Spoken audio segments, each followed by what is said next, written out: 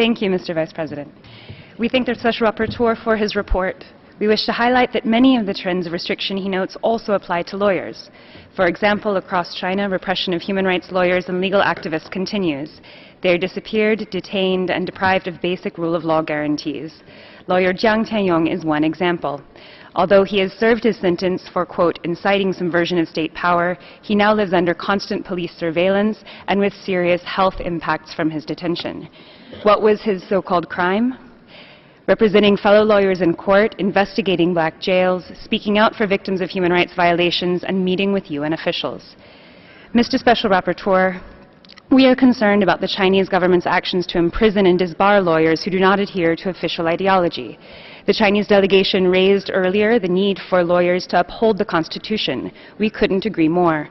But problematic measures passed in 2016 allow authorities, inter alia, to shut down law firms that refuse to dismiss lawyers who express critical reviews or who advocate for clients or causes unpopular with the Communist Party of China.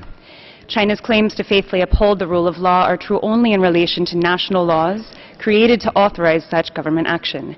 Chairman Xi has stressed the Communist Party's control over the legal system and has used the law to repress and punish those mandated to uphold and protect human rights.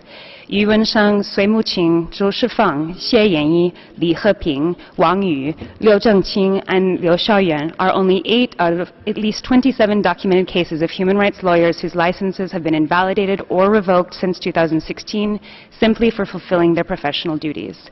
We call on you, Mr. Special Rapporteur, and on this Council to insist that China immediately stop all forms of harassment and persecution of human rights lawyers, including through administrative means, and unconditionally release those arbitrarily deprived of their liberty. Thank you.